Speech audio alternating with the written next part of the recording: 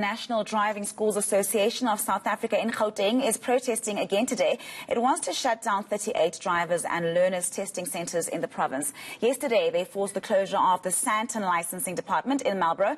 Nkosazana Dambuza joins me now to chat a little bit about this. Nkosazana, it looks like the protest has officially begun, and you've been speaking to the people there. What are their demands?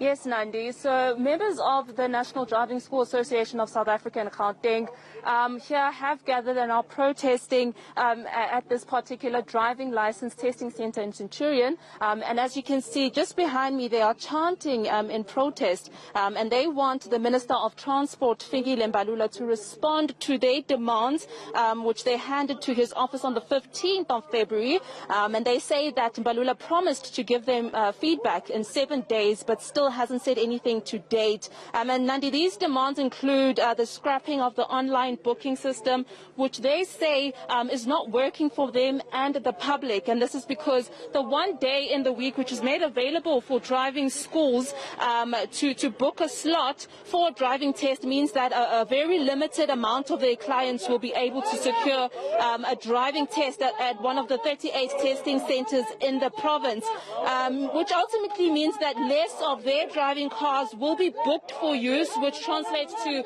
less of an income for them. But they're also up in arms over not receiving the COVID-19 relief funds promised to them by the Department of Transport last year. But now I'm going to be speaking to one of the members of the public who arrived here early in the morning. I understand you had an appointment to renew your driver's license and you haven't been able to enter. Is that it?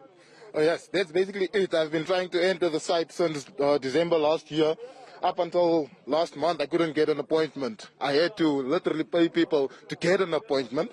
Seems like the people are snatching the appointments and then they're selling it to us, to the public, which is not working out.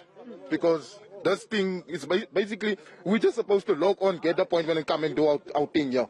We can't drive without license. When you say people, who are you referring to? The driving schools in particular? No, it's not the driving schools, it's private people that does it. You can go on Facebook, you'll see them. Basically, they advertise license online. You send a WhatsApp to the people, they respond, they give you what they want from you, and then you must pay them a 280 rand for them to get you the appointment. You don't have a choice. You just have to pay the 280 rand. You don't have a choice. But you were finally able to secure an appointment, but now you're obviously unable to enter the testing centre for this long-awaited appointment to renew your license. How does that make you feel? Are you in support of this protest by driving schools? Most definitely. It doesn't make sense why. I am deeply in support with these guys. There's nothing wrong with what they're doing. They also have mouths to feed, children to feed. So I'm in support with them. Yeah. Thank you so much. That was just one of the people who arrived here. But of course, many members of the public, Nandi, since I arrived this morning, have been forced to turn back, because the driving schools have actually used their vehicles to barricade the entrance of this particular testing centre.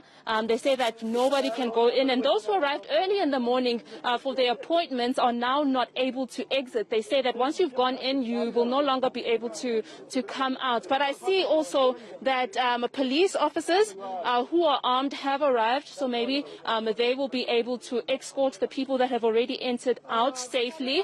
But that is yet to be confirmed. All right, we'll keep a close eye on that one, my colleague Nkosazana Dambuza.